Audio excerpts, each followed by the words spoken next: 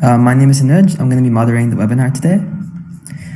The main goal of this webinar is to share stories of students in different contexts in Palestine, connecting with them and listening to their stories and experiences to figure out how we can mobilize together. We will be hearing from student activists from Jerusalem, Ramallah, Masafir Yatta, and Chicago, followed by an open discussion on strategies for shared mobilization across colonial boundaries.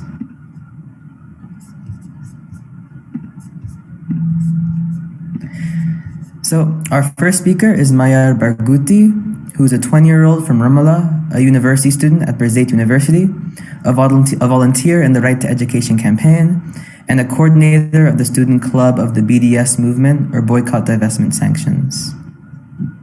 She will speak about the Right to Education campaign and the violations their education faces. She will also speak about the situation in the 1948 occupied lands. Thank you. Thank you, Hassan, for the introduction.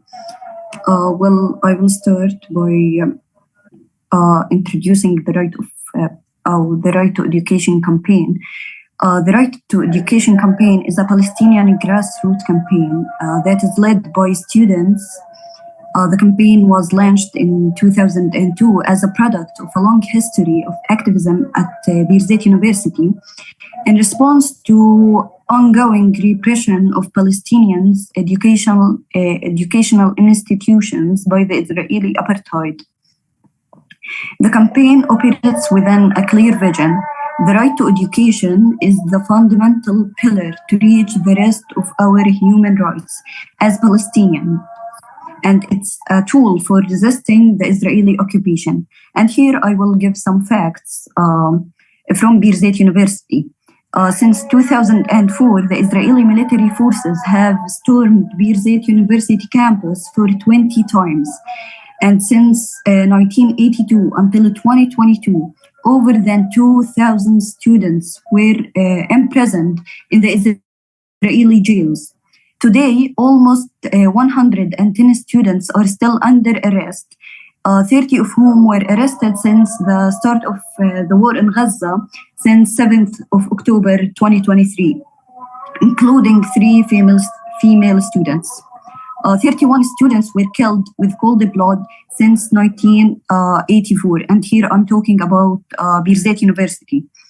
And speaking of students, Birzeit students were not the only students who were subjected to these violations. All students in the West Bank in general and of all ages are facing these attacks. And because of the repeated attacks to all cities in the West Bank by Israeli occupation forces at all times, some schools were closed and students were prevented from arriving. And some universities were closed and students were prevented from arriving also. Students of all ages are under the target of Israeli army and settlers' fire.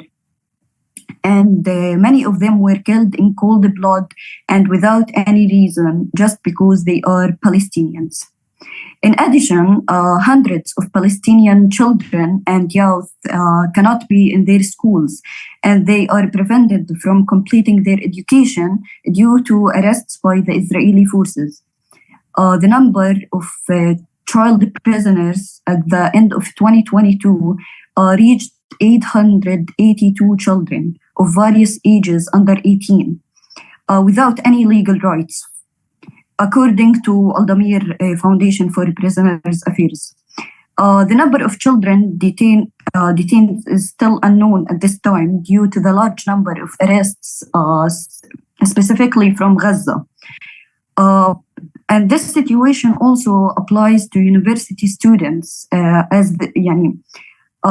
there were a large number of arrests among university students from all universities in the West Bank after October 7th.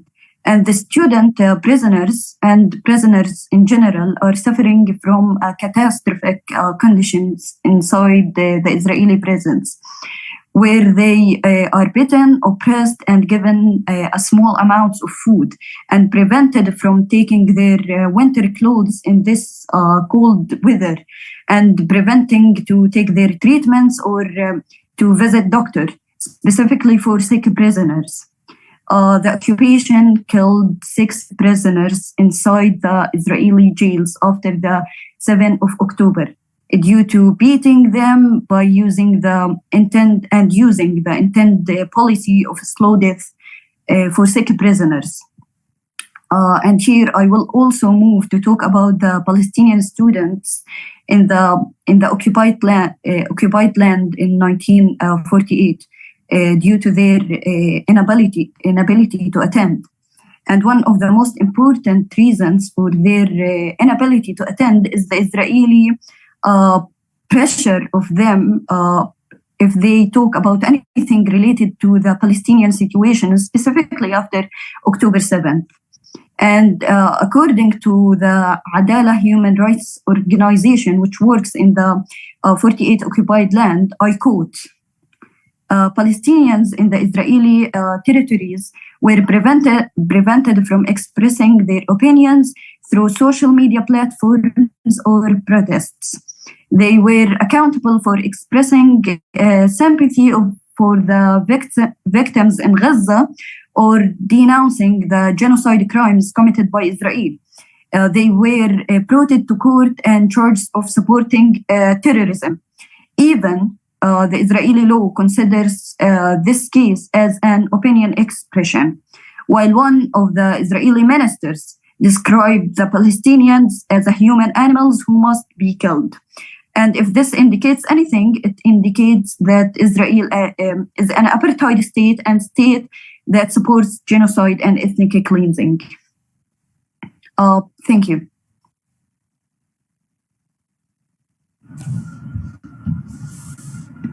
Thank you. So our next speaker is Ahmed Sabobe.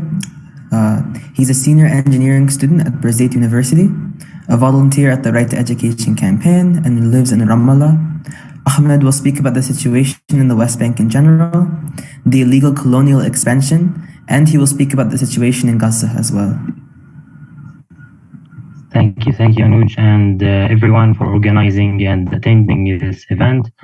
As Anuj said, I will talk more about the situation in the West Bank in general briefly, then move to the situation in Gaza right now in detail. But first, can I share screen? Because I do not have permission.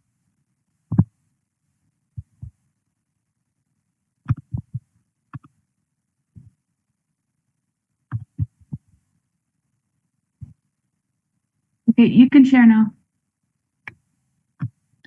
Yep, thank you. Yes, so I want to share screen just to show you this simple image, which seems simple, but I want to keep it there when I am speaking so you can imagine the situation more. Now going back a little bit to history, you all know that in 1948, the state of Israel was recognized as a state. So this was the map of Palestine in 1947 before the creation of the state of Israel. Then the colonial expansion of Israelis began expanding, and this was the partition plan issued back then. The green represents Palestinian lands and the white represent Israeli lands. Moving to the 1967, this was the situation. Israelis were able to take many of the Palestinian lands, and what remained was on the right you have the West Bank, and on the left there is the Gaza Strip. And when you hear a two-state solution, it usually refers to this plan. So if like the two-state solution is the Palestinian territories, meaning the West Bank and Gaza, and Israel in the middle. But in fact, the present situation now in 2023 is like the West Bank map on the right. You can see that the West Bank is not anymore a single unit like it was in 1967. It was divided into small islands, which are cities, all divided and separated by colonial settlements, where there is illegal Israeli settlers living between Palestinian cities. So those settlements inside the West Bank are still illegal by the international law, but the Israeli government does not seem to care at all about the international laws or anything, and it has been violating international laws since like before October 7th. And in these areas, there is a lot of oppression happening between Palestinian cities. There is expansion happening daily, especially after the 7th of October, after everyone is focusing on Gaza. Israel is taking the chance, and it is expanding. It is colonial settlement in the West Bank. And Masafer Yatta is one of the places that is one of the marginalized places that is facing from this issue. And our friend Muhammad will tell you more about the Masafer in a minute.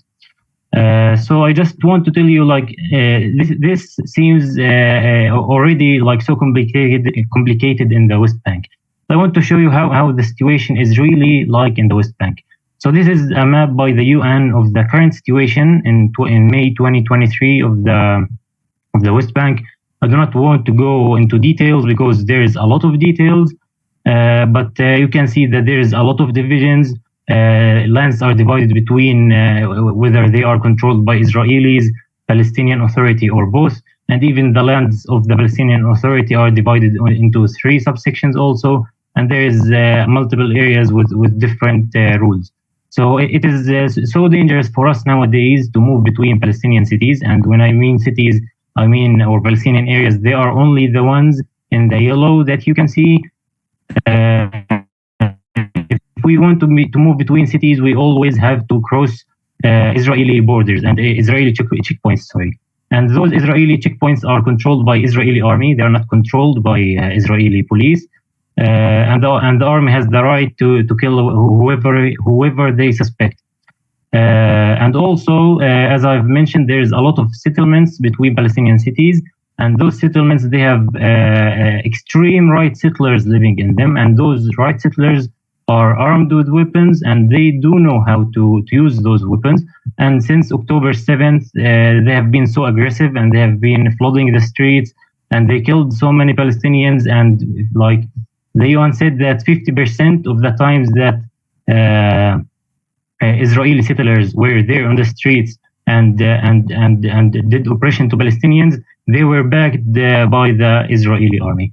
So the Israeli army backs up its settlers to kill Palestinians, even though they are considered civilians, but they are armed and they do know how to use those weapons. Also, between cities, you can find checkpoints, watchtowers, and settlements, as I've said. And around the West Bank, there is of course the apartheid wall that you might see in some pictures of.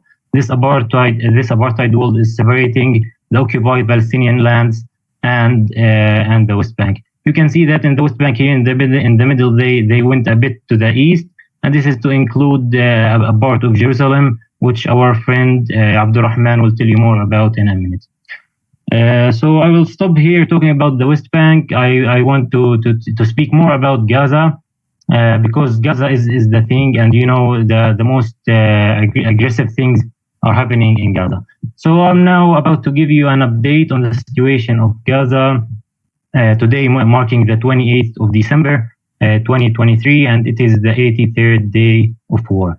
You might be wondering, you brought 5 speakers from different Palestinian parts. Why didn't you bring a speaker from Gaza? The answer is simply because we can't. We have tried reaching to multiple Gazans, people from Gaza, people inside or outside Gaza, but unfortunately, one of them we lost connection to. He had no electricity or internet connection anymore. He was in Gaza, and the other also apologized for security private reasons. So now I'm speaking on behalf of people in Gaza because we could not get a speaker because of the current situation. Yep. So again, I wanted to show you a map of the geography of Gaza so that you get the idea more and understand what I'm saying. This is the map of the Gaza Strip right now. As you can see, Gaza is a very small area of land. It is only 365 kilometers squared, and there is 2.3 million people living there, making it the most densely populated region on Earth. The orange circles here represent the crossings that were operating before October the 7th in Gaza. 2 of them is separating Gaza and the Palestinian occupied Palestine. On the north, you can find Erez crossing, which is now closed. On the south, to the right here, you can find Karim Abu Salim crossing. It is also between Gaza and occupied Palestine. And finally, there is Rafah crossing. It is between Egypt and Gaza Strip. And it is the one now operating, not on full operating, but it is operating to let the aids, the humanitarian aids inside Gaza, and let some very few percentage of Gazans who have double citizenship to leave Gaza. But it is less than 1%, the people who could manage to leave Gaza. You can see that there is a border between Egypt and Gaza, and between the occupied Palestine, which is the illegal state of Israel, and Gaza, there is a fence, an Israeli fence or an Israeli wall, which is one of the biggest Israeli projects that they use to brag about, that they have built a very tall wall all around Gaza, and it also extends below ground. It has electrifying fence. It has watchtowers. It has automatic rifles. It has like near of it and a mine field. Based on Israelis, they say that this fence was one of the most secure fences around the world. But on October 7th, they were proven wrong, and the Palestinian resistance could break through this wall, which was a very big thing for Israel. You might say, why is it that of a big thing? I will tell you, because Israel is known among the whole world that it is one of the most advanced countries in cyber systems. It's also the 10th largest exporter of weapons. So they are always trying to build this image for themselves that they are an unstoppable army and they can't be defended. But with a bunch of resistance fighters, they did manage to break through and do what happened on October 7th. Last border between Gaza and the Mediterranean Sea is this Gaza port. You might think that Gazans can go to the Mediterranean Sea and to the whole world, to Europe, to North Africa, or wherever they want, but this is not true. Gazans are only allowed to go fishing in a couple of kilometers away from the coast, and if they have reached a bit more from the limit that Israeli have put to them, they will get shot or bombed, and this happened in the past 2 years for even children and fishermen in Gaza. So now, moving on, I will give you some stats. All stats that I will be saying here are based from the UN, from the United Nations Office for the Coordination of Humanitarian Affairs. All of these numbers are documented by the UN. So starting off with electricity.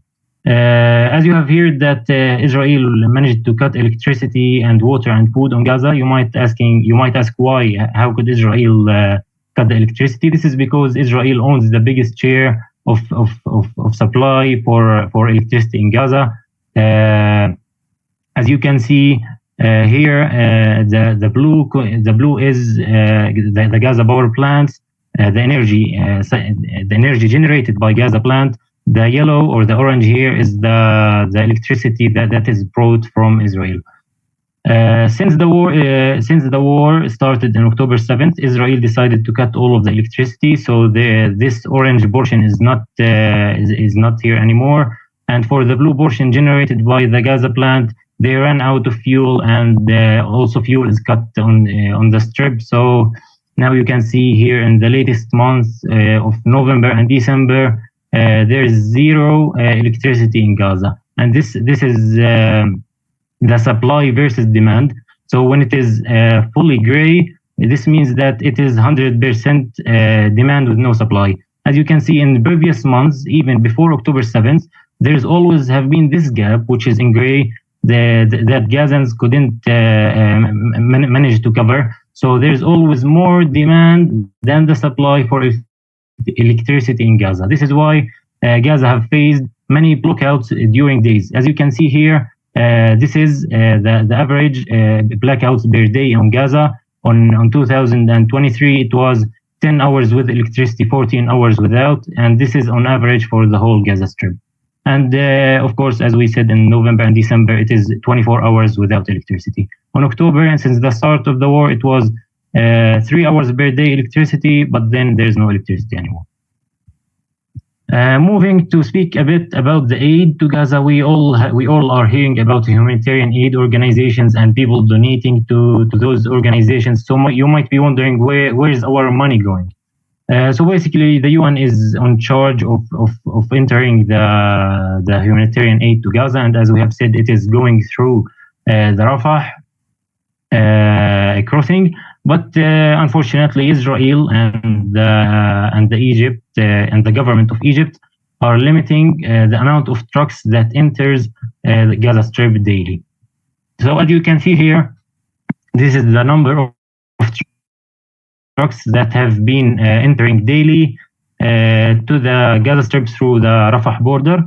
At the start, it was 0. It peaked to reach 300 in mid-November, I think, 300 trucks per day, but it keeps fluctuating now around 100.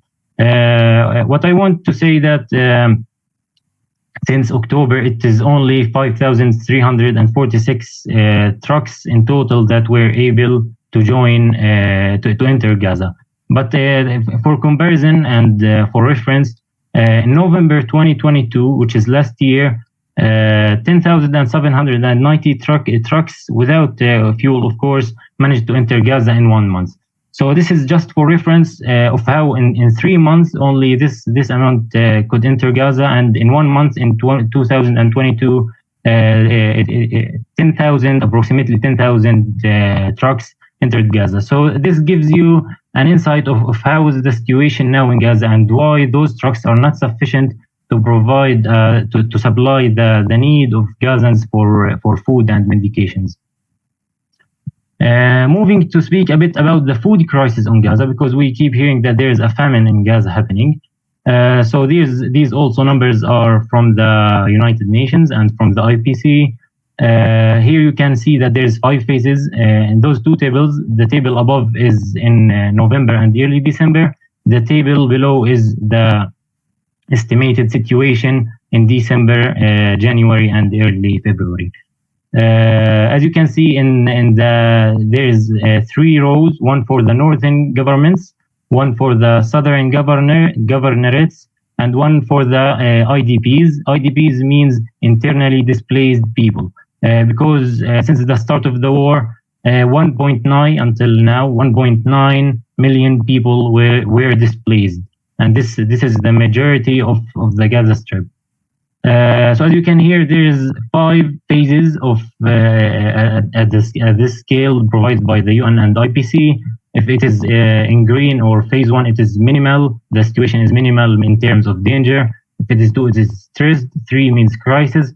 4 means emergency. 5 means catastrophe or famine, complete famine.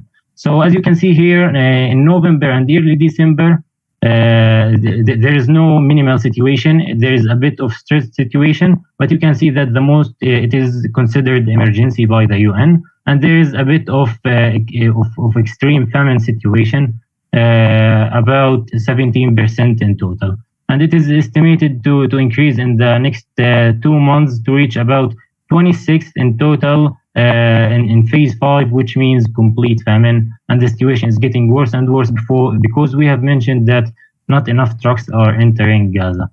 You can also see that the amount of people is increasing in the south because Israel is mainly attacking from the north, and it is forcing everyone to flee from the north to the south, and this is why the north always have bigger percentages in phase 5. Next, I'll speak a bit about the education in Gaza. I'll give you first some numbers. More than 4,000 students and 209 educational staff were killed since October the 7th. More than 7,000 students and 619 teachers were injured in Gaza. 69 of the schools, which is 352 schools, are damaged either completely or fully. And you have 625,000 students with no access to education, which means 100 of the total population of Gaza. Nowadays, there is no education of Gaza in Gaza at all, neither in schools nor in universities or anything else. It is completely stopped and shut down, and we are worried what will they do with what's remaining of the semester and of the academic year. because this will create a big problem, because we are already approaching 3 months of war, and this leaves us with a very big gap. This is also two photos of the most famous universities in Gaza, the Islamic University and Al-Azhar University. This is them before and after the destruction caused by Israeli forces. And of course, there was no fighters hiding there. There's no tunnels below those institutions. But Israel just wants and is trying to wipe out all of the cultural heritage and all of the educational institutions in Gaza, so that they can paralyze Gaza after the war and cause as much damage as they can. Also, there are a couple of pictures of Israeli soldiers taking selfies in front of those destruction, in front of this destruction, mocking Palestinians and bragging that they have destroyed those universities. Next, and most importantly, I'll talk a bit about the casualties in Gaza. And this is, as I've said, this is all of these data were obtained yesterday. So now today the number increased, but up to yesterday it was 21,110 people got killed by Israel, with 70% of them being women and children, which means 100% civilians. They are 100% civilians. You cannot argue that they are terrorists or Hamas fighters.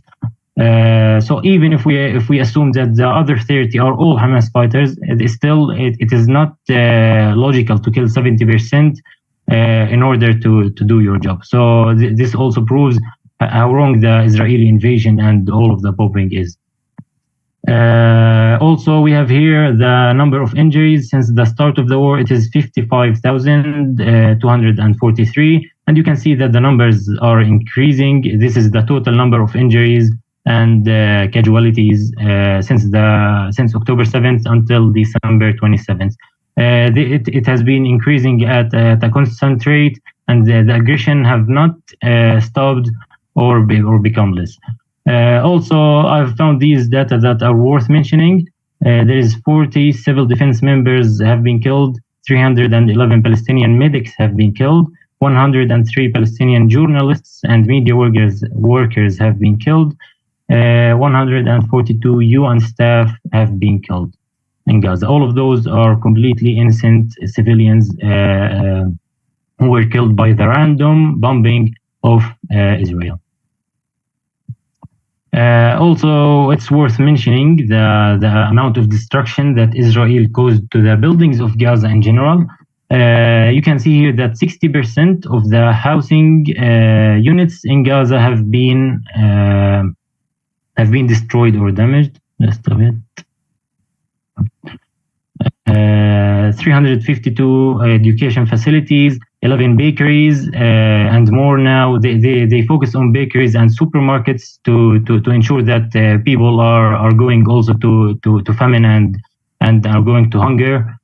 23 hospitals and 53 healthcare centers are out of service, 102 ambulances damaged, 20 water and sanitation and healthcare facilities have been damaged, and there's 3 churches and 115 mosques have been damaged. All of these facilities, or most of them, were empty, but Israel, again, they care about the damage more than hitting their targets. It's not how they assume that it is precise bombing. So now there is one thing that I want to emphasize, that the trend is over. You have seen that in the start of the war, most people were standing in favor of Palestine because it was the trending cause and it was a trending thing on social media. Nowadays, after 82 days in the war, or in the genocide, sorry, you can see that many people have become decreasing their sharing of the situation. They stopped sharing about the situation. They stopped using hashtags because the trend is over. And this is very bad, and we should be cautious of this, because the Palestinian cause and Gaza is not a trend, and we should keep caring and delivering the voices of the Gazan people. After all, I want to show you just a bit of numbers to cheer you up, to thank you for your support, because I think that this war we were able to win the media war as Palestinians, and this was not because of us people in the West Bank. This was because of the reporters from the ground in Gaza, and because of you Palestinians and pro-Palestinians around the world. You can see here the amount of demonstrations or protests that have happened and in solidarity with Palestine or Israel. In red here you have over 3,700 in solidarity with Palestine and only 500 in solidarity with Israel. All of those numbers that I will show in this slide and the upcoming slides are between October 7th and October 27th. So they are not updated. They are not updated to the recent day. They are just until October 27th. And you have also the neutral demonstrations. Here you have in the whole world the distribution of protests. Top left corner in the red is Palestinian pro-Palestinian protests. On the right there is the pro-Israeli protests. You can see the difference in the distribution and in the amount, because the bigger the circle is, the more the number of demonstrations that happened.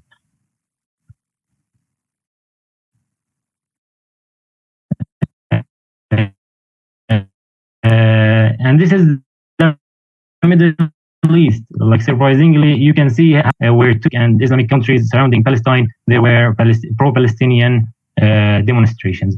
Here you can see, for example, Saudi Arabia banned demonstrating for Palestine, so there is 0 red circles. And you can like get so much info from those maps, but I just want to, I'm just showing it for you to compare the amount of demonstrations.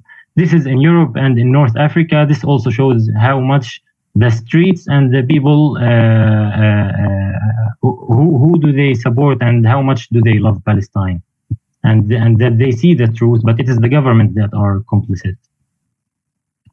And finally, this is in the US. I would say it is a bit close, but of course, it's still Palestinians winning. And I know the restrictions and all of the things that you have been facing as people in the US.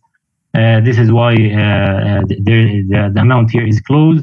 But it's still more for Palestinians, although they are facing all of these violations. So this makes us really proud of you, and I just want to thank you all of you people outside of Palestine marching for Palestine, and we want to tell you that we hear you and keep doing what you are doing. This was it for my slides, and thank you for listening. If there is any questions you want to ask, you can ask after we finish the presentations. Thank you. Thank you, Ahmed, for such a detailed explanation of the colonial expansion in the West Bank, the Gaza Strip, and updates on protests and demonstrations around the world. Because it was so detailed, there will be a little less time for questions and answers later. However, if people are willing and want to stay longer, we can definitely accommodate that if the speakers are available. So next is Mohammed Hourani, who is an activist and human rights defender and lives in Masafir Yatta and is a university student in Birzeit University. Mohammed will speak about the situation in his area and the daily threats and violations his people go through. Hi, thank you for this chance to talk about what's happening in Masafir Yatta. So I want to just give a general idea about Masafir Yatta, that Masafir Yatta is like it's a home of like a number of Palestinians who reside in several small villages and hamlets, and whereas Masafir Yatta located in the southern of the West Bank. So Masafir Yatta is like in Area C, which is according to Oslo Agreement, that's under the military occupation control. So Masafir Yatta started to build the occupation in the early 80s when the Israel Supreme Court declared Masafir Yatta as a firing zone area for military training for the army. So here were the people they start to suffer from the occupation. So then the declaration and dubbing the firing zone area as like 918, within the boundaries of the firing zone were like 12 inhabited Palestinian villages. And like due to that, like all of the violations started in that. And we didn't forget the settlement expansion and settler colonialism and the ethnic cleansing policy that they use against the people in Masafir Yatta.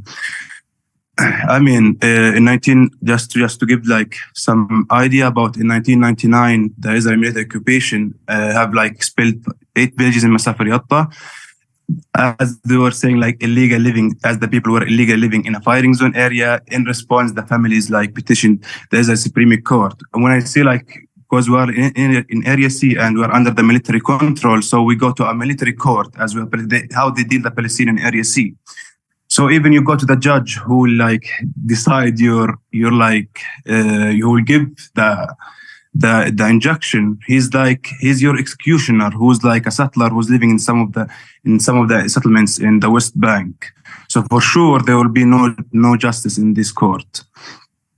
So when the families give all the proofs for the court for the owning the lands and all of this, like the Supreme Court give like an interim injunction for the people, and this was like the beginning of 22 years of like illegal battle for the people.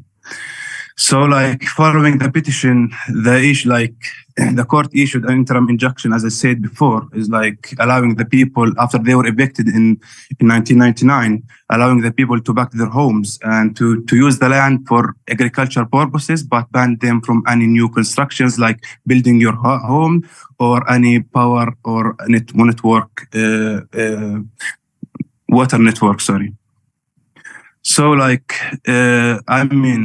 to speak about like the daily basis of the violations against the Palestinians, we don't forget the settler colonialism and the settler attacks on the people the settler, they are like a hand of the occupation or a tool, let's say, to help the occupation in order to kick the Palestinian out and to steal the land. The settler have like committed many war crimes with the army or with them. So just like 200 meters away from my home, there is a settlement which is established in the early 80s. Which is in the beginning, it was a military base for the army. So here how they start, by settler colonialism. They build a military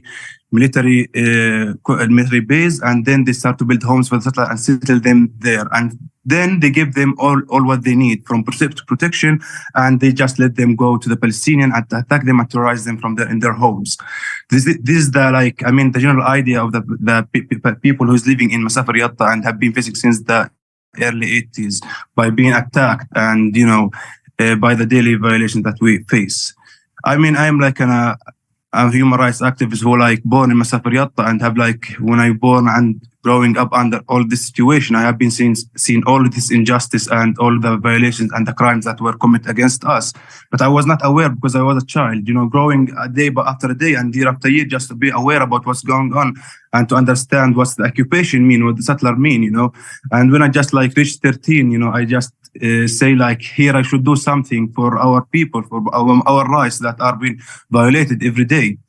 So like we started, me and the guys who's like, we collected in a group as a human rights defender to defend our rights. But it was like a beginning of paying a high price, to face an occupation, because, by our non-violent means to face an occupation, you will pay a high price. Maybe you will be killed. And this is what what we are facing every day in the West Bank by being killed with no reason in the daily basis. So like after to say about what we have been doing, facing and everyone who got arrested and beaten and even who got shooted by, to scare you and to shut you down, to not speak, even to bring awareness about the situation in the West Bank in general, or in Masafer Yatta. They were threatening the people and the activists in the area. And this is what they used as like a policy to scare the people and the activists. So after the 7th of October, just to focus on this period, that the violation that we have been facing is the double, because the settlers are taking advantages of the war. There is no attention, and this is their time to do whatever they want that they couldn't do before the 7th of October. So that now the settler, they are the ones who's ruling the area. They wear military uniforms. They are armed, and they are like the one who's controlling the area. So you are under their mercy, They have blocked all the area. We have been ghettoized. They close all the entrances, banning the right to movement. You are not allowed to move anywhere. This was like until after 1 month, we have been facing this. And now there is like some entrance you can get out from. And we don't forget the burning of the houses, the night raids that the settlers go to the Palestinian homes and burn it, and terrorizing the people, the children who's living there. Also like to say about like the daily what we are like living now in really constant threat and being at risk by being killed. Now everyone who just moved like to go to his land to work, to do agriculture work in his land, and to feed his family from, he's not allowed, because the settler will chase him, and the army are with the settlers, of course. So you are like even not allowed to use your land even to eat or to do anything to use. So I'm just like, maybe I get confused by telling you the general idea, and maybe you can ask me after, but I want to just focus on something that what you can do more now, because I'm a part of some campaigns, like also with the right to education and other campaigns like called Defend Racism, which is aims on focusing and bring awareness about the being against the occupation organization, or let's say the settler organization, which shows the world that they are a charity organization, but in fact on the ground that they are the reason of letting the people of the Palestine being homeless. So they are focusing on, following the building of the homes of the Palestinians, and let the army go and demolish it every day. So this organization was like funded by the U.S. government, millions of dollars, and we just like, I want to give you just a little check in this thing, just to be aware of and to do something by, if you are in the U.S. or in some of the United U.S. areas, is that your tax payers is like a reason of our suffering, but you are unaware of that. So you should focus and open your eyes about where your money goes. By you are funding a racist apartheid regime that commit war crimes in the daily basis against us, and you are like, while you are not unaware, if you are just believing in the human rights and if you are believing in the international law, if you can do something for like protesting or like pushing on your government to stop funding the apartheid regime against the Palestinians. And like, if you have any questions later, you can ask me, and bring everything will be clear. And thank you.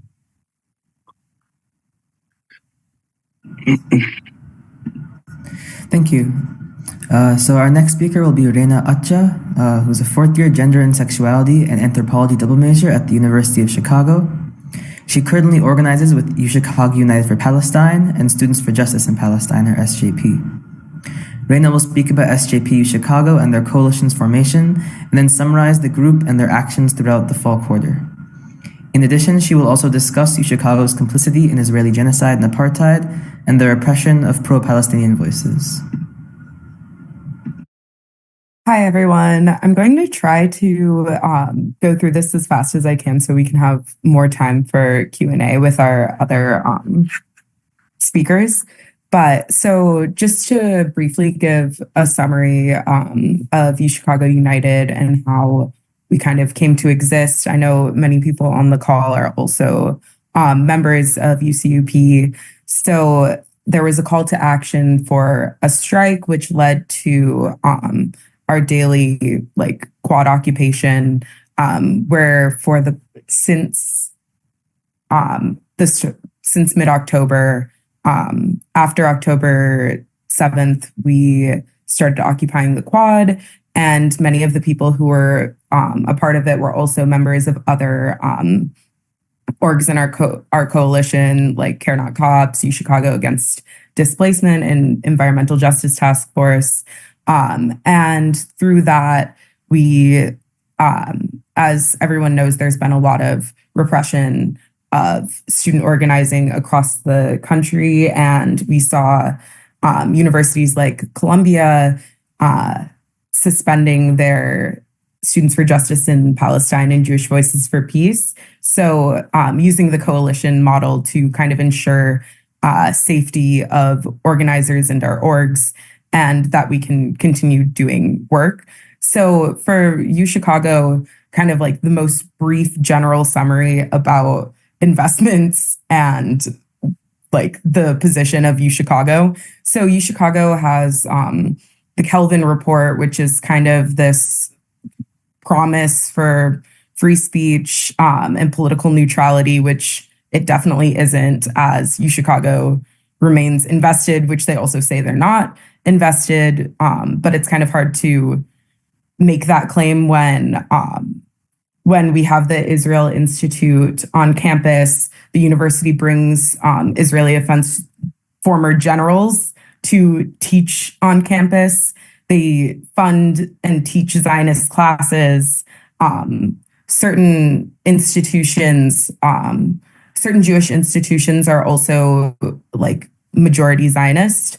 And then also the university has very close ties to families such as the Crown family, which is one of the richest families in, actually probably the richest family in Chicago. And they are the like General Dynamics people. So they're literally making bombs.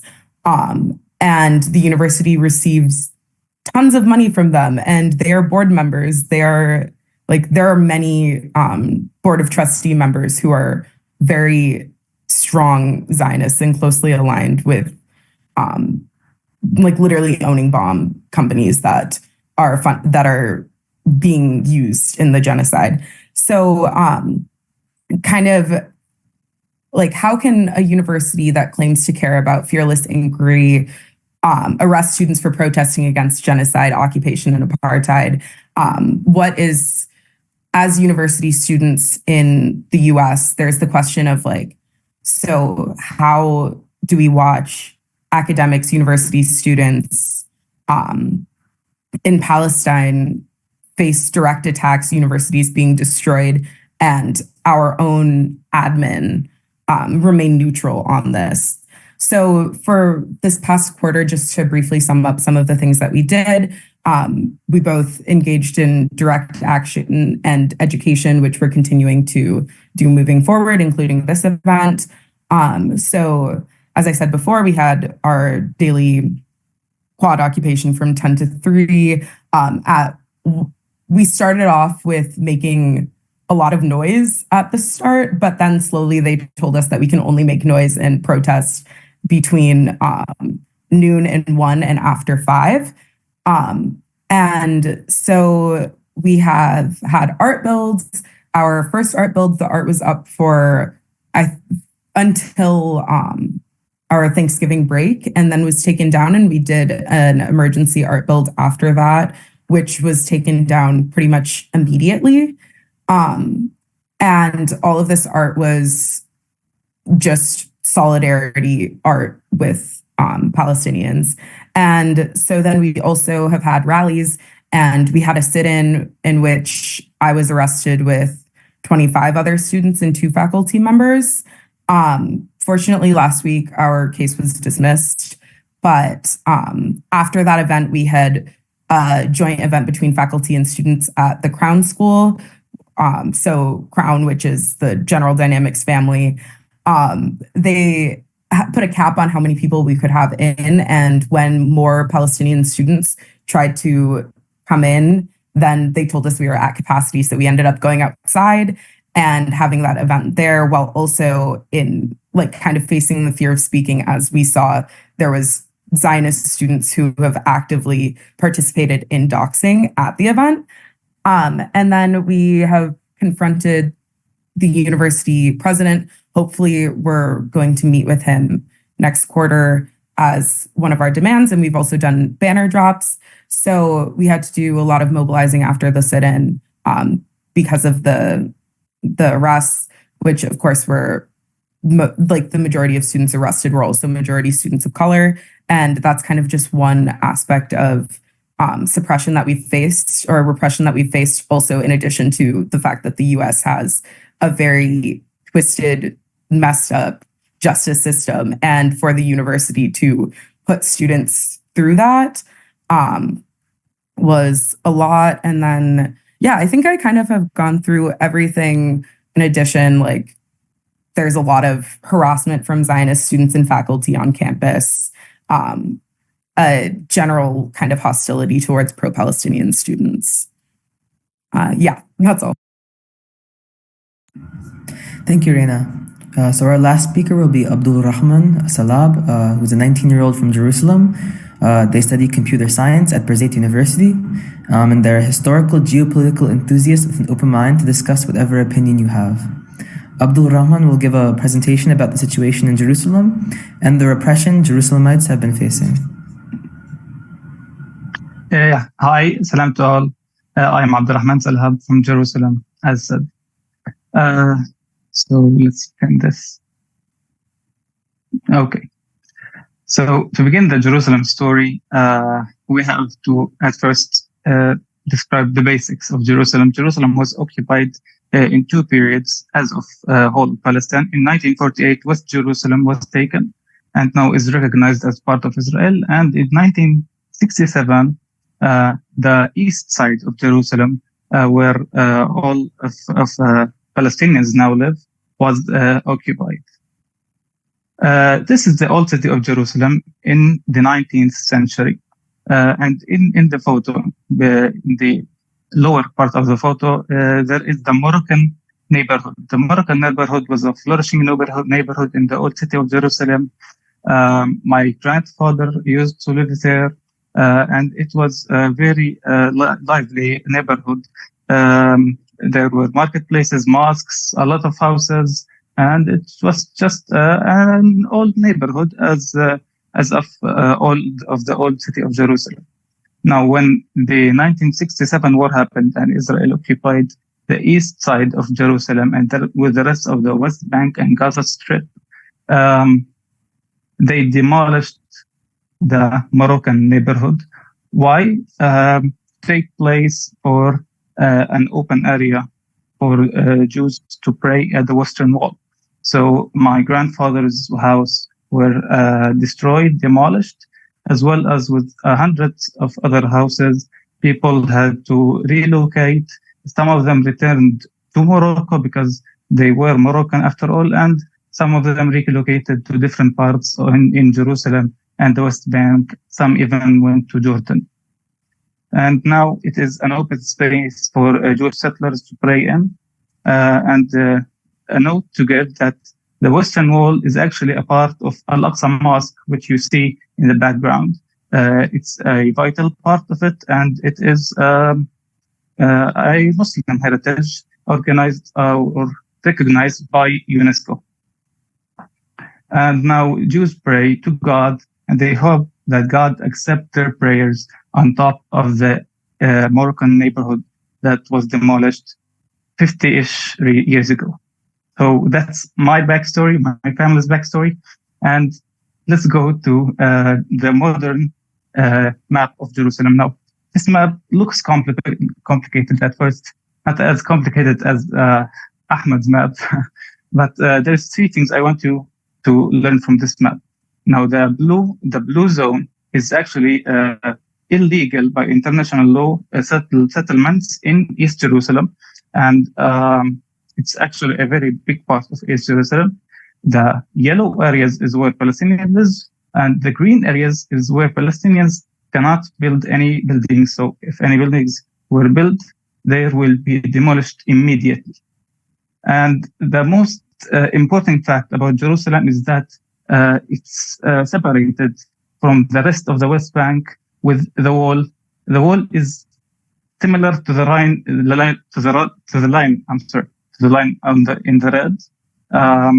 But actually it's a bit different, but this is a simplification map.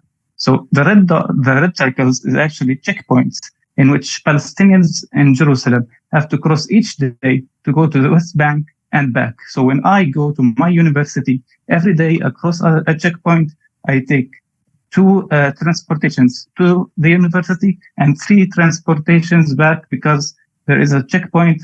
I get searched and my ID gets asked from me each day, each time. And this is crossings and checkpoints usually have a lot of traffic. So if you get out of Jerusalem, you may have gone for half an hour. If you come back, it takes 1-2 hours to actually get back to home. So that's a big deal in everyday's Palestinian lives. This is Qalandia's, and this is how they built it. They built it in the way of a what's it called? It's just a modern way. Do you feel that it's all modern, and this is a modern apartheid system that you don't have to worry about? You just go there and get searched and go home. Don't think about it too much. This is a routine, and you must accept it. This is the checkpoint that I get to cross each day. If you notice here, if you see my mouse, this is the bus. I actually get kicked out of the bus to go get searched physically, like my body, iron machines, like in airports, and then get on the bus after it goes through the checkpoint. And this is the graffiti right beside the checkpoint. A lot of young Palestinians love to do a graffiti about this. Is Yasser Arafat, the former president. This is al-Ghouthi, which is a leader in Fatah political party.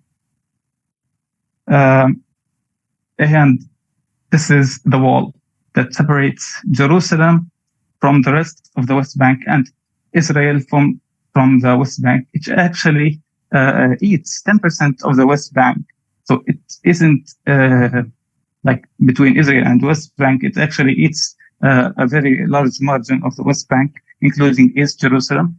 And this is what makes our lives hell. This wall in particular is in front of our old home. We had to relocate another time after we relocated from the old city, because this house was outside the border of East Jerusalem. So we had to relocate to another house inside the border of East Jerusalem. This wall was in front of our house and the second house that we had to relocate from. And this is my pictures of the wall. You get bored sometimes, so I take pictures of the wall, and this is the checkpoint also. And this wall actually separates a street in half. So Palestinians, there is a Palestinian street on each half that does a different purpose for Palestinians. Okay, now this is a map of the old city of Jerusalem, and I've put some red dots. If you notice, the red dots are actually permanent Israeli checkpoints in the old city. They search Palestinians at random whenever they cross these checkpoints. So if you notice, there are some concentrated points at some areas, most notably Damascus Gate, which is the largest gate in Jerusalem. It's the North Gate. It's the main entrance to the old city. If you see the Damascus Gate photos, it's first of all absolutely stunning. Second of all, there's something in particular that all these photos have, which is the military post. This military post is kind of new, like 5 years old, and it is not the only one. Up the stairs are 2 other military posts to the sole purpose of Israeli police and special forces and border control. They are put there and they interrogate Palestinians at random. They search young men, sometimes young women, and they just control the place because it's a vital point in Jerusalem. Yeah, this is some of the examples. This is before the guard post or the military post was built. And they search Palestinians physically, like in their body. And I have been through this countless times, and it's not exactly a pleasant experience.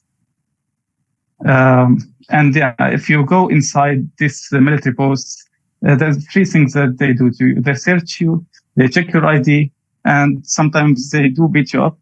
And maybe they arrest you as they did to this young man here. So this is the March of the Flags, which Israeli settlers do in the Jerusalem Day, the day where Jerusalem was occupied in 1967 and united under the rule of Israel. So they do this once a year. And after that, they just want to show dominance over the old city. But this is actually, if this was your country, you wouldn't have to show dominance. You would just live in it normally, like we do.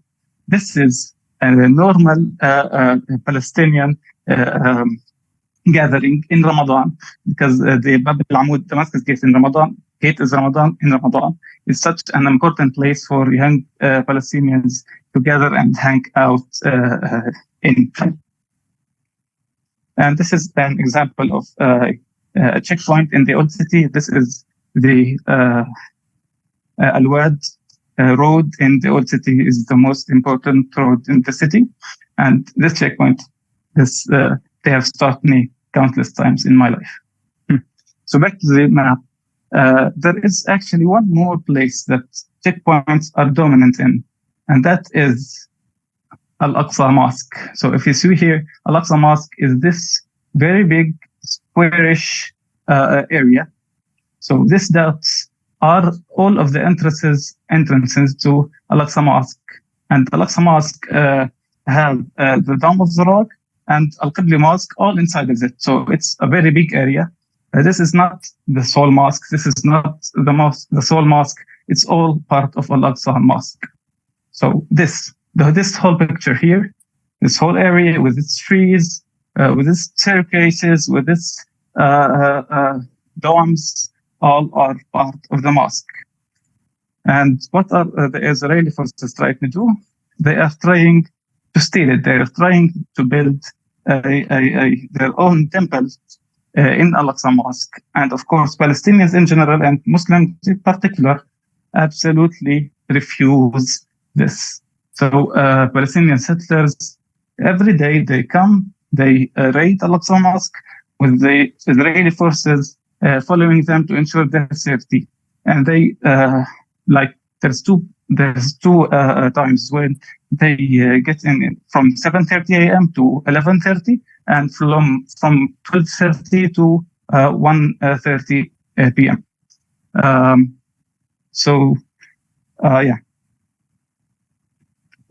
And obviously the army and the police kick out Palestinians from the mosque in that time to ensure the safety of these settlers that are usually praying their prayers in the mosque. It's not a synagogue, you guys, it's a mosque. And they want to steal it as they stole the rest of the land.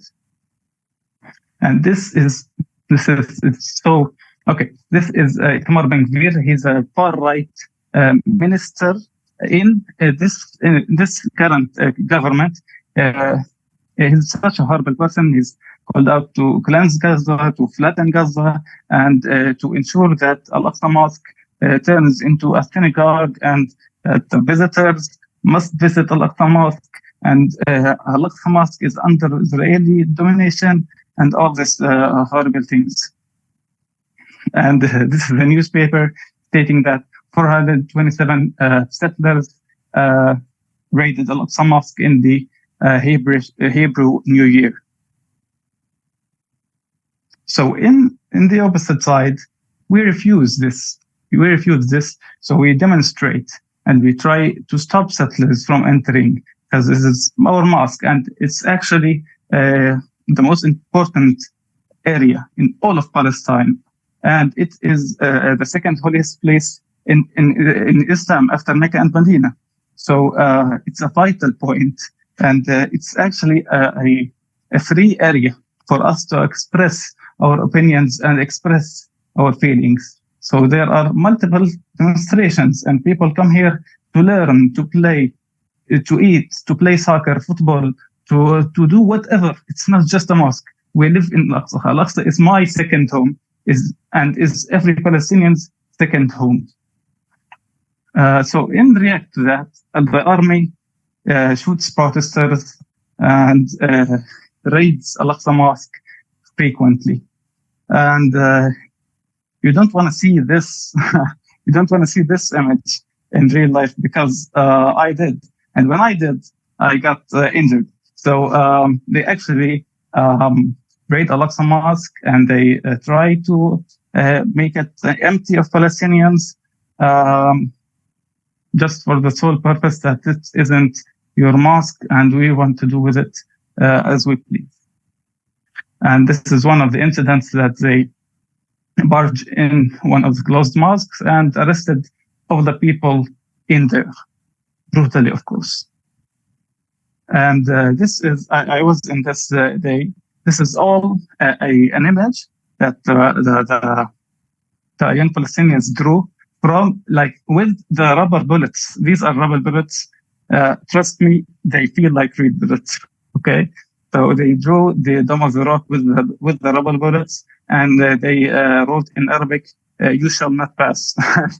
Lord of the Rings reference, and something to say about the settlers that always raid Al-Aqsa Mosque. So nowadays, what's happening at the mosque? So actually, the mosque is completely closed. Like only men and women that's 50 years plus can enter.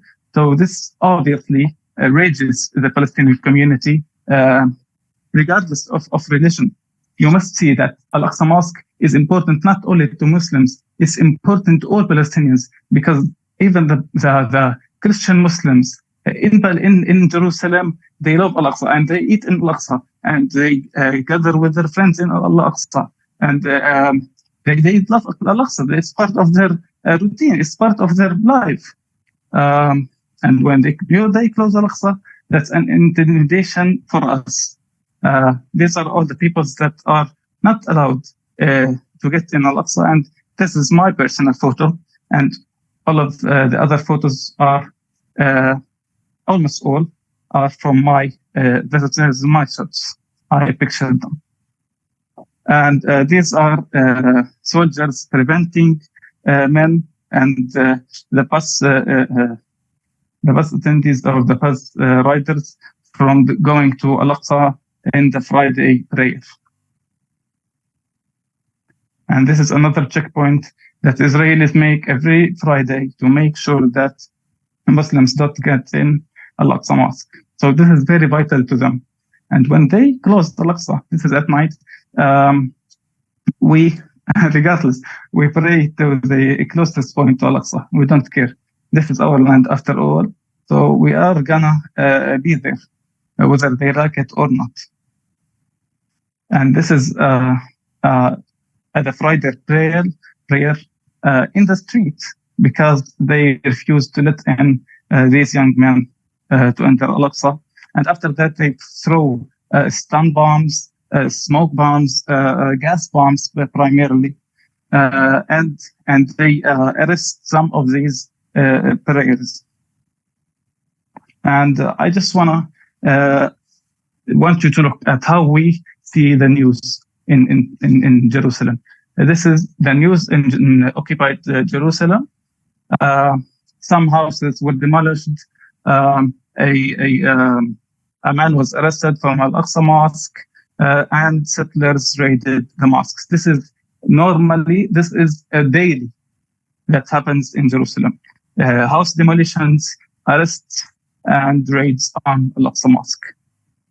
And this is an example from a demolition a couple of days back. And that's pretty much all. There is a lot of things that I did not cover. Primarily, this is the mother of Iyad Hallaq, which is in this picture. He is a mentally unstable, or not mentally. He has some of, what's the word for it?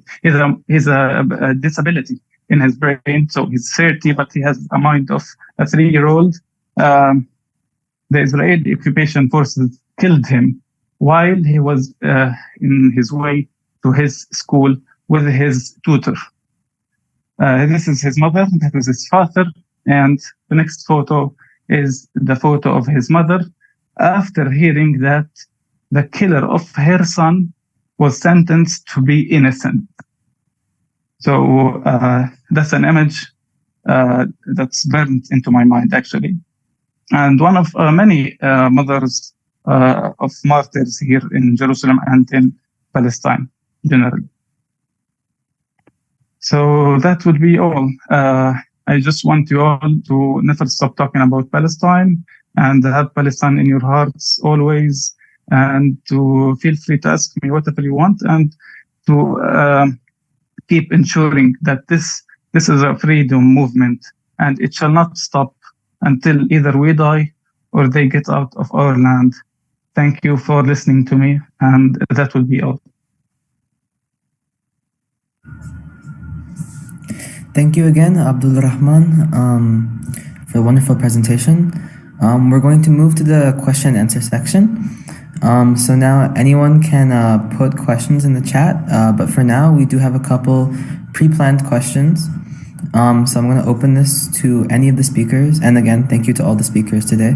But yeah, I'll open this first question to any of the speakers, and it is, seeing as the Israeli regime has systematically targeted journalists, educators, and universities, what core motivation does Israel have to suppress academia in the West Bank and the Gaza Strip? And I'll also put this in the chat.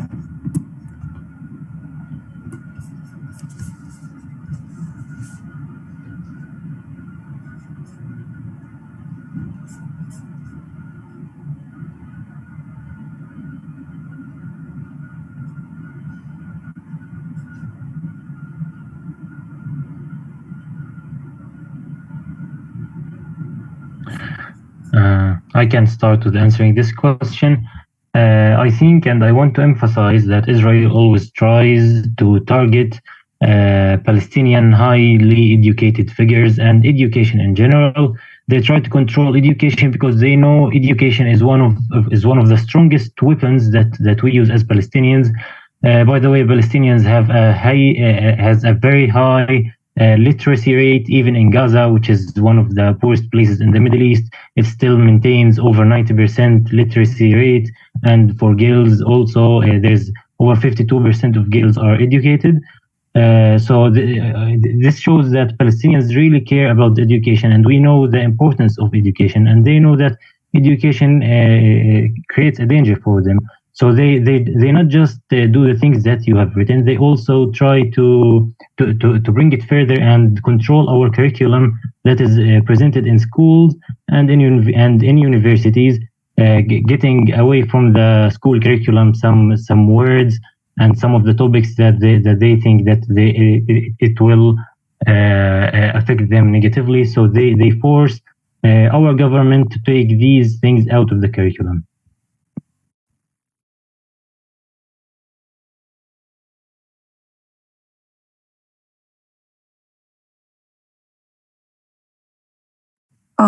Also, I can answer this question.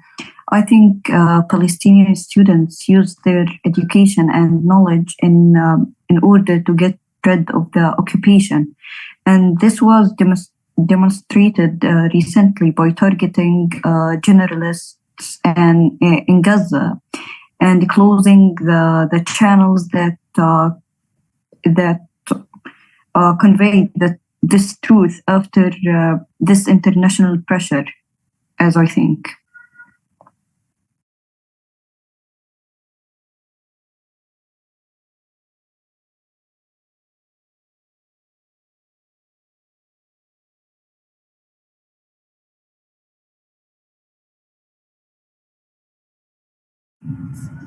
So once again, anyone is free to put questions in the chat, but we can move to another question.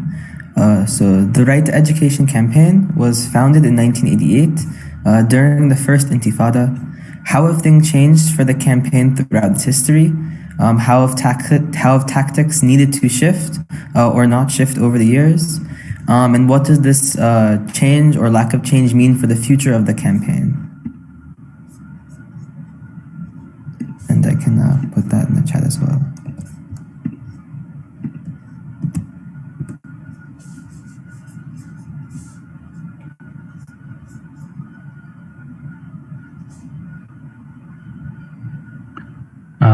Yeah, I can also answer this.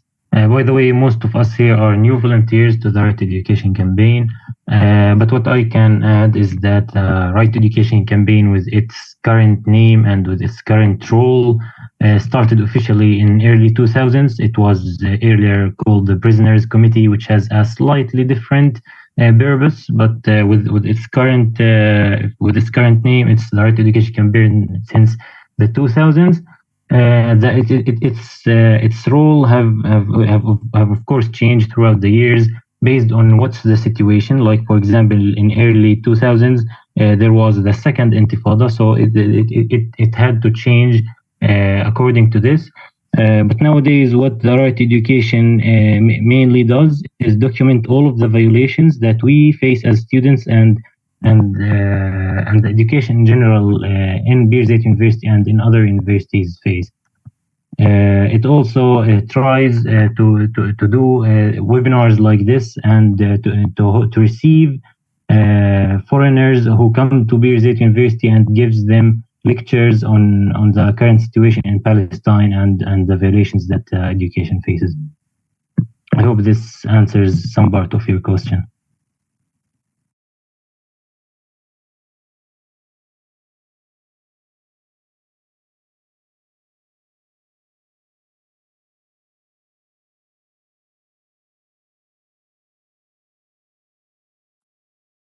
I can also add, because I just remembered that also the Right Education Campaign is trying to do new things. We are learning from people like you, from student unions outside Palestine, how you manage things, webinars and events and stuff, and we discuss those things to try to bring it to the Palestinian campuses. And also we are negotiating other ideas like creating podcasts on the future. So we are working on more ideas, and we hope that we will learn from each other also, and we can collaborate with each other.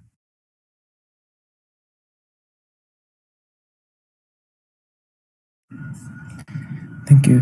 So we have our first question from the chat from Zainab, student from University of Chicago here. We are not going to stop talking about Palestine here. To leaders of the movement here in the city, what are 1 to 2 tangible actions we can take next month to continue building the movement? Maybe I can answer this question. As a member of the BDS Students Club, we always focus our calls on increasing popular pressure to boycott Israel at all levels. I mean, academic and economic, and also to boycott companies involved in supporting Israel and considered as complex in these crimes, such as HP. And I think raising the voice and going through all types of objections to put the pressure on governments and the international community to end these violations and to end the crimes of ethnic cleansing and genocide.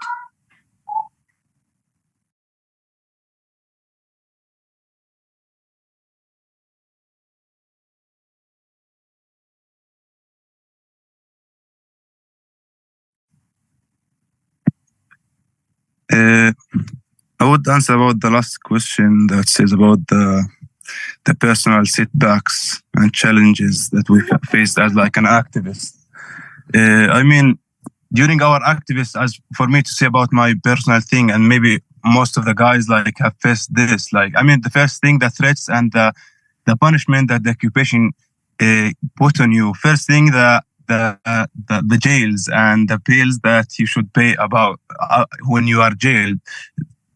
Next, the second is like beating you and raiding your house in the night and terrorize you and terrorize your family. And also the main thing that also they focus that they even didn't give you a permission to go maybe to Jerusalem to pray in the Al-Aqsa Mosque or to go anywhere in the occupied 48 land. For me personally, I didn't even enter the 48 land since I was 7 years old. And like, you know, they put many things on you. Sometimes like they make a lot of pressure on you in order to get back of what you are doing.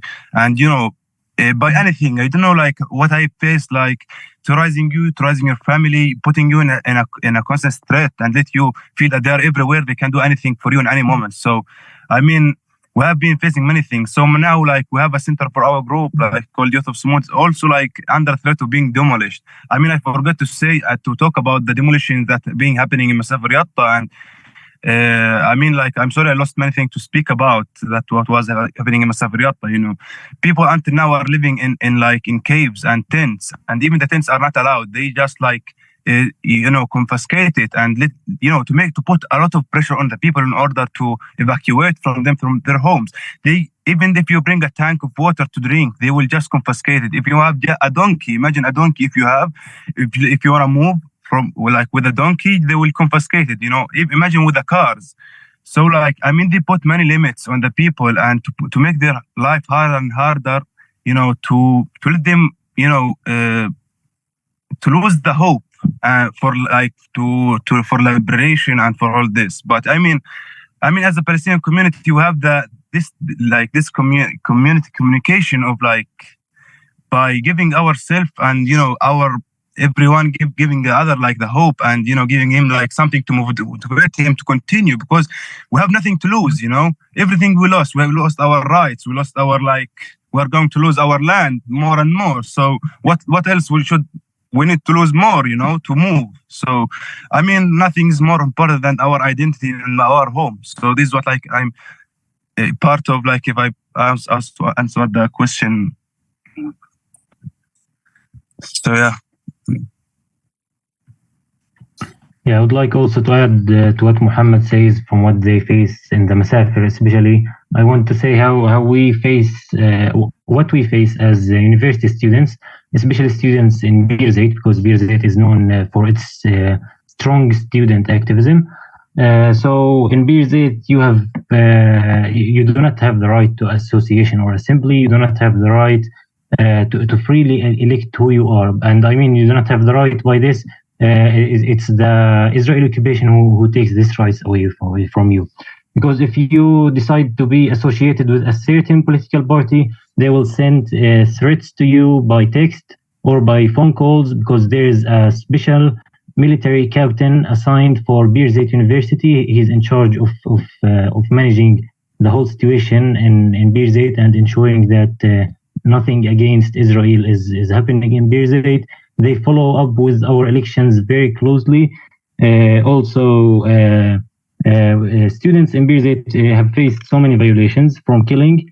Since the start of Birzeit University, 33 students were killed.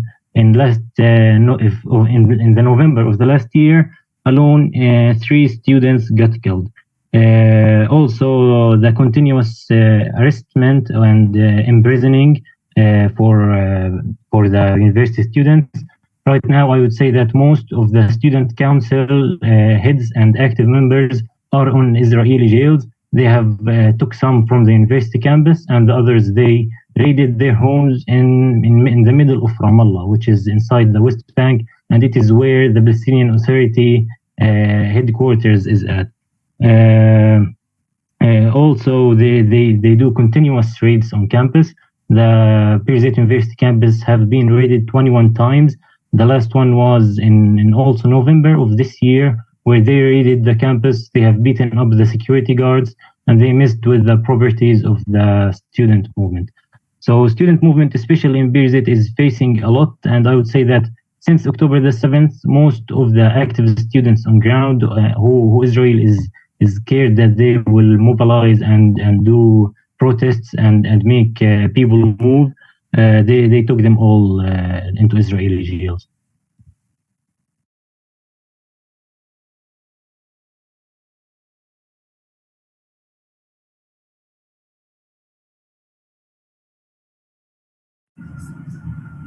Thank you. So we have another question from the chat from Shafiq. How can we in the US fight further to uplift your voices and help protect you from suppression when you do participate in activism?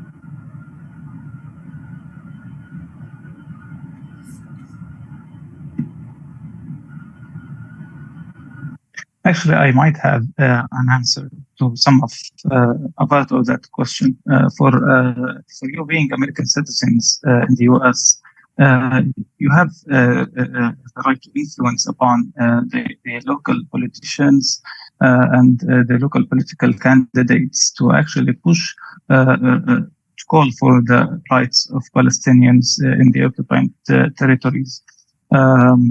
and because they do have the capacity to actually make a change, because the US is the number one ally of Israel, and it has some of the most influential policies towards the region. So that's one thing. I want to add another thing. As also Abdurrahman said, that I mean, the main thing now is we can focus on the social media. After this like period, when it goes and pass, inshallah, let's say, I mean, we should like, I mean, we do many activities on the ground in the West Bank, and we hope after this period, if we have some numbers of activists who should be an international presence on the ground in here. So, I mean, the international presence will be a helpful thing that should be with us. I mean, on the ground, even because sometimes the Israeli soldiers can sometimes stop shooting on the people or with the intent to kill. I mean, so at least by being like some international, and I want to just say a story and like to tell you how much is important that there's a children from one of the villages that needed to come to educate in my school in the past when I was like a student. They need to pass through a risky road between a settlement. They got attacked. In 2004, there was two American international activism. They were like accompanying these children in the morning. And the settler attacked them brutally. Like to be honest with you, they were like bleeding and they were hospitalized. And the thing what helped these children case, you know what?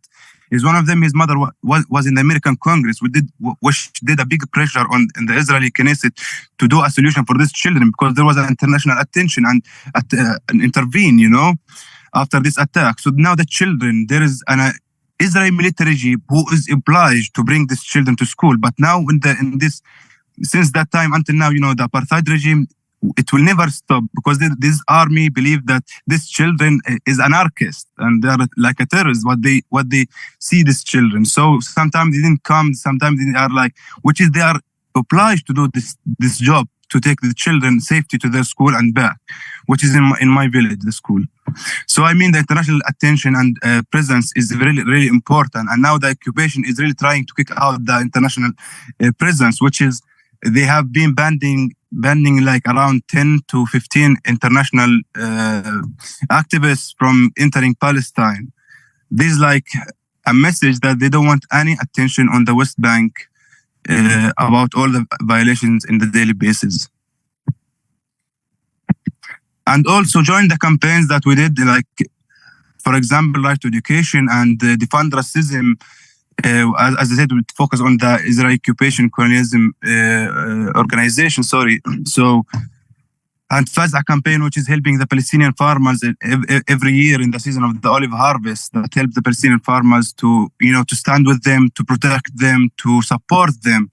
But this year it was hard to do it because of the war, and it was very dangerous and everyone to move around. So, inshallah, next year we can do it, and I will share it with you. And if you can come to participate in this, what would be good.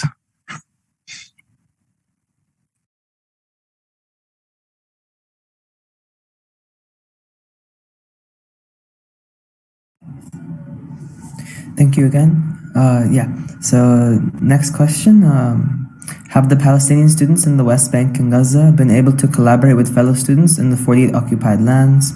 What are some obstacles that the occupation places in the way of this collaboration?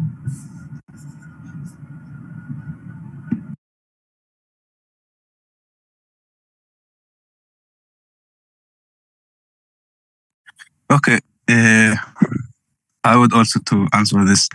So, I mean, the occupation work hardly in order to separate the Palestinians' identity, which is now when somebody says that in the 48 they have a different identity or like ID that I have, and the Jerusalem as Abdurrahman have is different from the 48 and mine. So this is what the occupation is trying to separate and make difference between us. But in fact, that we are the same people, and the same people who is facing the occupation and the ethnic cleansing policy and the genocide that we are facing by the occupation.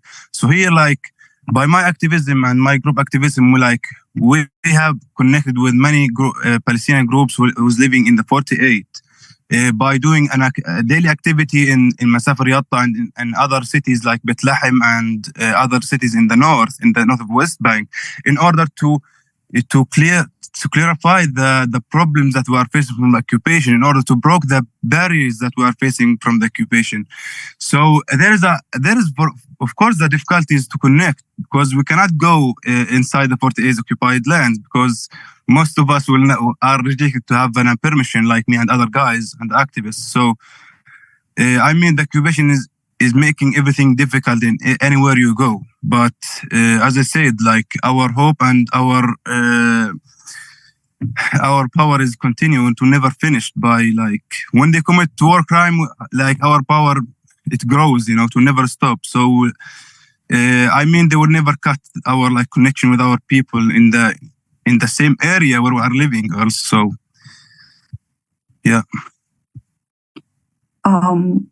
Also, personally, as a student from the West Bank, I'm not allowed to enter the occupied land or Jerusalem. So we are trying to activate this rule, but it remains limited due to all the obstacles placed by the occupation, such as preventing us from entering these land and imposing sanctions on any action that we made, or to put the pressure to change anything in the situation.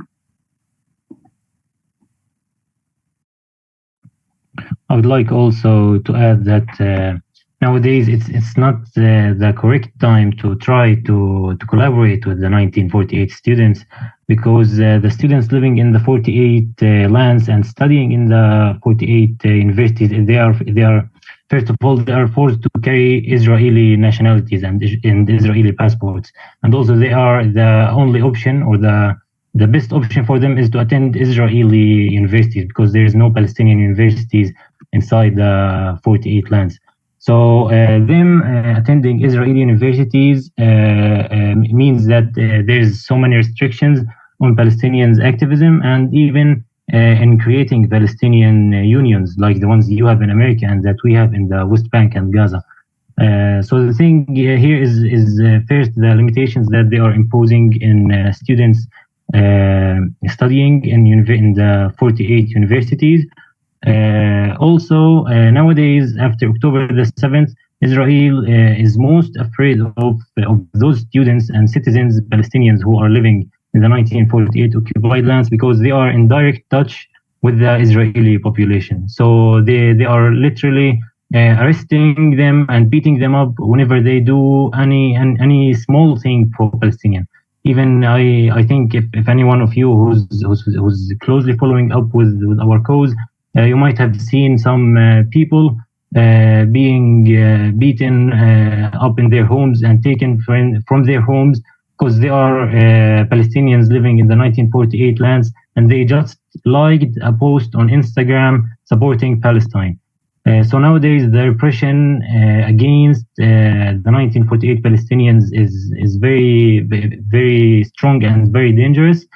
And it makes it hard for us to collaborate with them.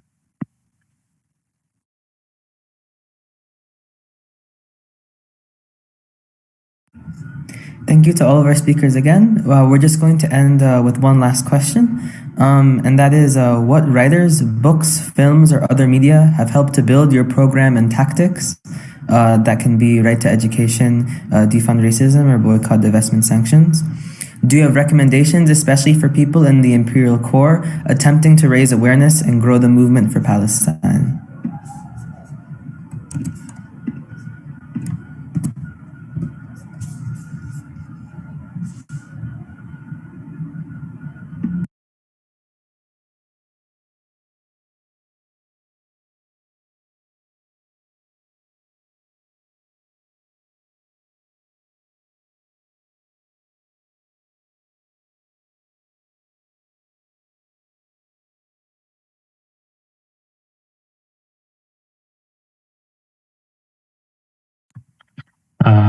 I would like, even though I'm not a books person to be honest, but I would like to recommend a writer, and he's an activist mainly.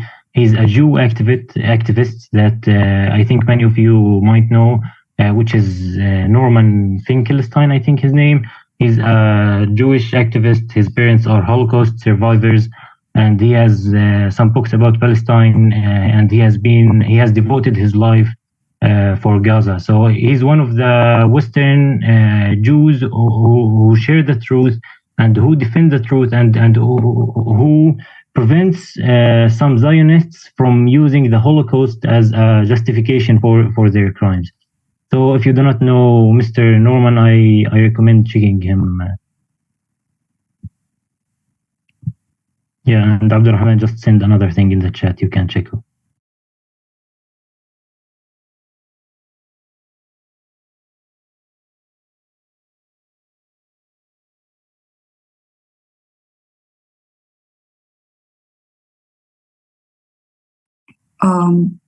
And I also want to add that one of the Israeli writers, Ilan Pappé, is the one who wrote the most about the Israeli massacres and Israeli policies, and he is also an Israeli leader.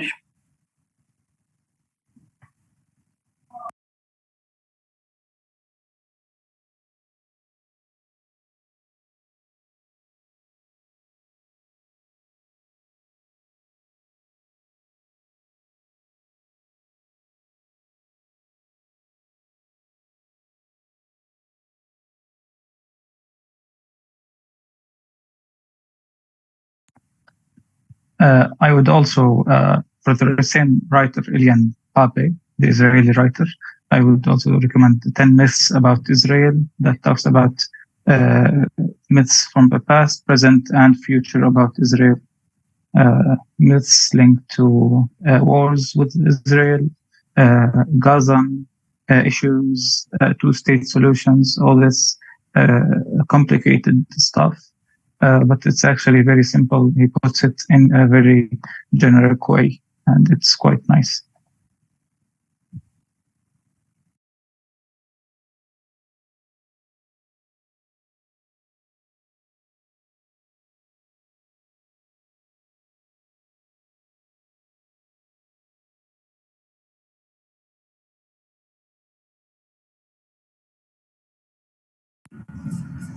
All right, thank you all for your recommendations and all your time.